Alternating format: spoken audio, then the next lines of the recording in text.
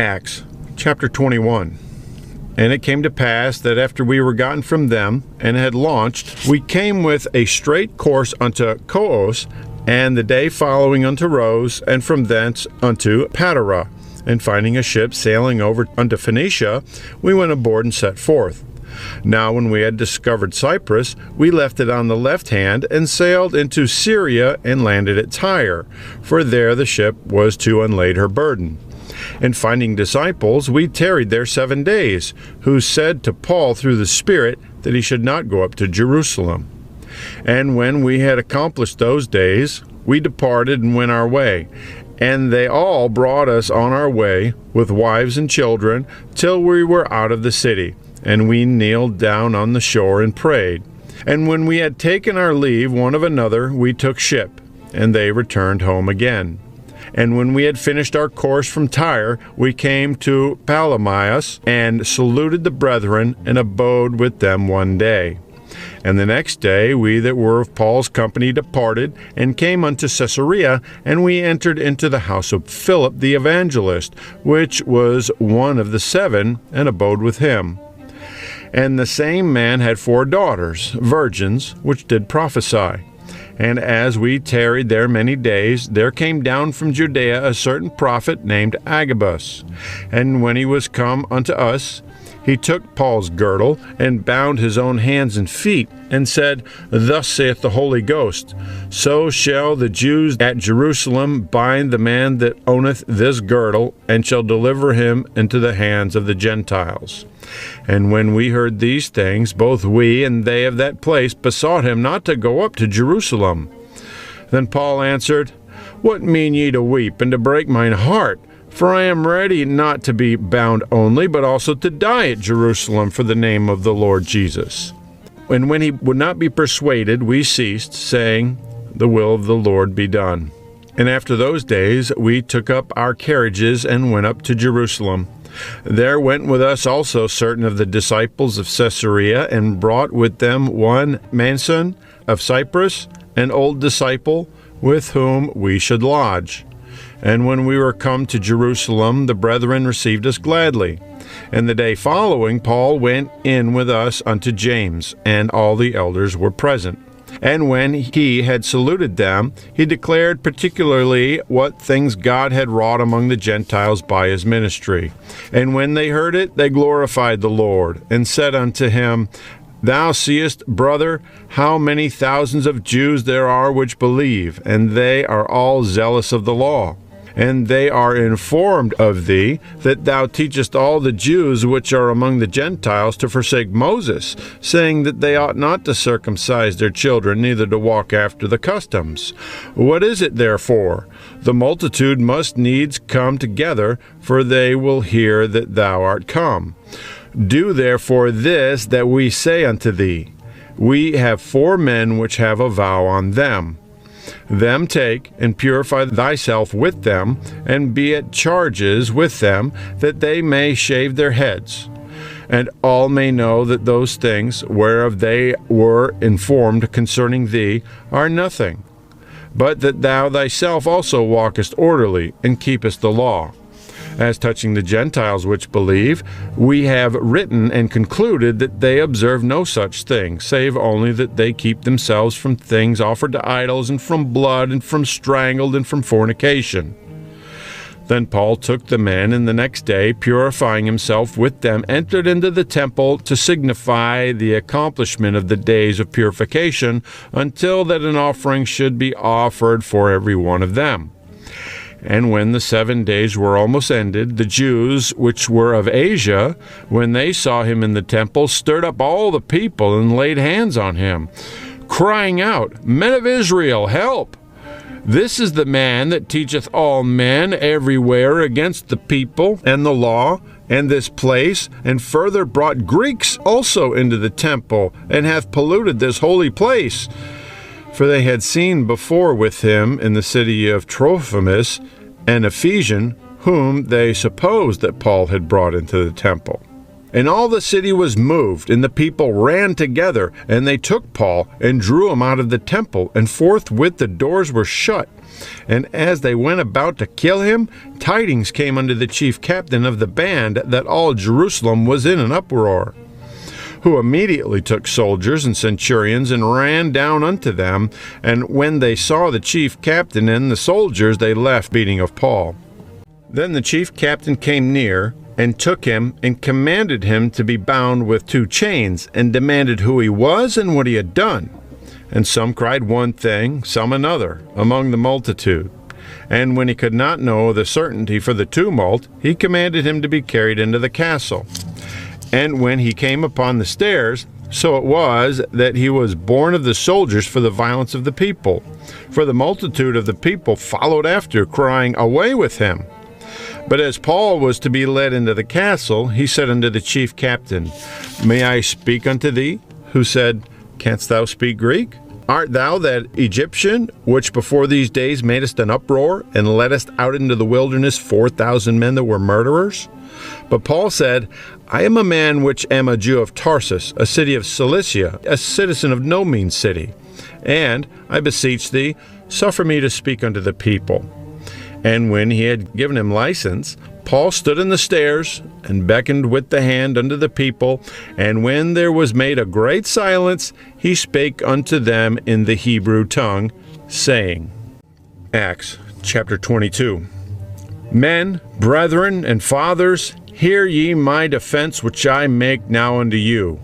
And when they heard that he spake in the Hebrew tongue to them, they kept the more silence, as he saith, I am verily a man which am a Jew, born in Tarsus, a city of Cilicia, yet brought up in this city at the feet of Gamaliel, and taught according to the perfect manner of the law of the fathers, and was zealous toward God, as ye all are this day. And I persecuted this way unto the death, binding and delivering into prisons both men and women. As also the high priest doth bear me witness, and all the estate of the elders, of whom also I received letters unto the brethren, and went to Damascus, to bring them which were there bound unto Jerusalem for to be punished. And it came to pass that, as I made my journey, and was come nigh unto Damascus about noon, suddenly there shone from heaven a great light round about me. And I fell into the ground, and heard a voice saying unto me, Saul, Saul, why persecutest thou me? And I answered, Who art thou, Lord? And he said unto me, I am Jesus of Nazareth, whom thou persecutest. And they that were with me saw indeed the light, and were afraid, but they heard not the voice of him that spake to me. And I said, What shall I do, Lord? And the Lord said unto me, Arise, and go into Damascus, and there it shall be told thee of all things which are appointed for thee to do. And when I could not see for the glory of that light, being led by the hand of them that were with me, I came into Damascus. And one Ananias, a devout man according to the law, having a good report of all the Jews which dwelt there, came unto me, and stood, and said unto me, Brother Saul, receive thy sight. And the same hour I looked up upon him. And he said, The God of our fathers hath chosen thee, that thou shouldest know his will, and see that just one, and shouldest hear the voice of his mouth.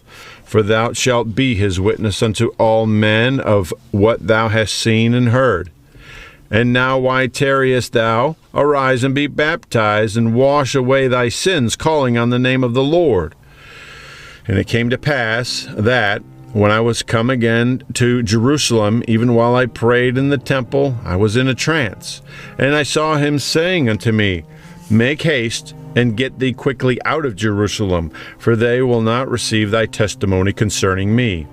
And I said, Lord, they know that I imprisoned and beat in every synagogue them that believed on thee. And when the blood of thy martyr Stephen was shed, I also was standing by, and consenting unto his death, and kept the raiment of them that slew him. And he said unto me, Depart, for I will send thee far hence unto the Gentiles. And they gave him audience unto this word, and then lifted up their voices and said, Away with such a fellow from the earth, for it is not fit that he should live. And as they cried out and cast off their clothes and threw dust in the air, the chief captain commanded him to be brought into the castle, and bade that he should be examined by scourging, that he might know wherefore they cried so against him. And as they bound him with thongs, Paul said unto the centurion that stood by, Is it lawful for you to scourge a man that is a Roman and uncondemned? When the centurion heard that, he went and told the chief captain, saying, Take heed what thou doest, for this man is a Roman. Then the chief captain came and said unto him, Tell me, art thou a Roman? He said, Yea. And the chief captain answered, With a great sum I obtained this freedom. And Paul said, But I was freeborn. Then straightway they departed from him which should have examined him, and the chief captain also was afraid, after he knew that he was a Roman, and because he had bound him. On the morrow, because he would have known the certainty wherefore he was accused of the Jews, he loosed him from his bands, and commanded the chief priest and all their council to appear, and brought Paul down, and set him before them. Acts chapter 23. And Paul, earnestly beholding the council, said, Men and brethren, I have lived in all good conscience before God until this day. And the high priest Ananias commanded them that stood by him to smite him on the mouth. Then said Paul unto him, God shall smite thee, thou whited wall, for sittest thou to judge me after the law, and commandest me to be smitten contrary to the law? And they that stood by said, Revilest thou God's high priest? Then said Paul, I wist not, brethren, that he was the high priest. For it is written, Thou shalt not speak evil of the ruler of thy people. But when Paul perceived that the one part were Sadducees and the other Pharisees, he cried out in the council, Men and brethren, I am a Pharisee, the son of a Pharisee. Of the hope and resurrection of the dead I am called in question. And when he had so said, there arose a dissension between the Pharisees and the Sadducees, and the multitude was divided. For the Sadducees say that there is no resurrection, neither angel nor spirit, but the Pharisees confess both. And there arose a great cry, and the scribes that were of the Pharisees part arose and strove, saying, We find no evil in this man. But if a spirit or an angel hath spoken to him, let us not fight against God. And when there arose a great dissension, the chief captain, fearing lest Paul should have been pulled in pieces of them, commanded the soldiers to go down and to take him by force from among them, and to bring him into the castle. And the night following, the Lord stood by him and said, Be of good cheer, Paul, for as thou hast testified of me in Jerusalem, so must thou bear witness also at Rome.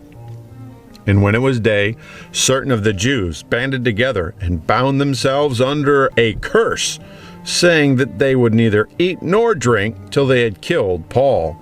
And they were more than 40 which had made this conspiracy. And they came to the chief priests and elders and said, We have bound ourselves under a great curse, that we will eat nothing until we have slain Paul. Now therefore we with the council signify to the chief captain that he bring him down unto you tomorrow, as though ye would inquire something more perfectly concerning him. And we, or ever he come near, are ready to kill him. And when Paul's sister's son heard of their lying in wait, he went and entered into the castle and told Paul. Then Paul called one of the centurions unto him and said, Bring this young man unto the chief captain, for he hath a certain thing to tell him. So he took him and brought him to the chief captain and said, Paul the prisoner called me unto him, and prayed me to bring this young man unto thee, who hath something to say unto thee. Then the chief captain took him by the hand and went with him aside privately, and asked him, What is it that thou hast to tell me? And he said, The Jews have agreed to desire thee that thou wouldest bring down Paul tomorrow into the council, as though they would inquire somewhat of him more perfectly. But do not thou yield unto them, for there lie in wait for him of them more than 40 men, which have bound themselves with an oath, that they will neither eat nor drink till they have killed him. And now are they ready, looking for a promise from thee. So the chief captain then let the young man depart, and charged him, See thou tell no man that thou hast shewed these things to me. And he called unto him 2 centurions, saying, Make ready 200 soldiers to go to Caesarea, and horsemen 70, and spearmen 200, at the 3rd hour of the night. And provide them beasts that they may set Paul on, and bring him safe unto Felix the governor. And he wrote a letter after this manner: Claudius Lysias, unto the most excellent governor Felix, sendeth greeting. This man was taken of the Jews, and should have been killed of them. Then came I with an army, and rescued him, having understood that he was a Roman. And when I would have known the cause wherefore they accused him, I brought him forth into their council, whom I perceived to be accused of questions of their law, but to have nothing laid to his charge worthy of death or of bonds. And when it was told me how that the Jews laid wait for the man, I sent straightway to thee, and gave commandment to his accusers also to say before thee what they had against him. Farewell. Then the soldiers, as it was commanded them, took Paul, and brought him by night to Antipatris. On the morrow they left the horsemen to go with him, and returned to the castle, who, when they came to Caesarea, and delivered the epistle to the governor, presented Paul before him. And when the governor had read the letter, and asked of what province he was, and when he understood that he was of Cilicia, I will hear thee, said he, when thine accusers are also come. And he commanded him to be kept in Herod's judgment hall.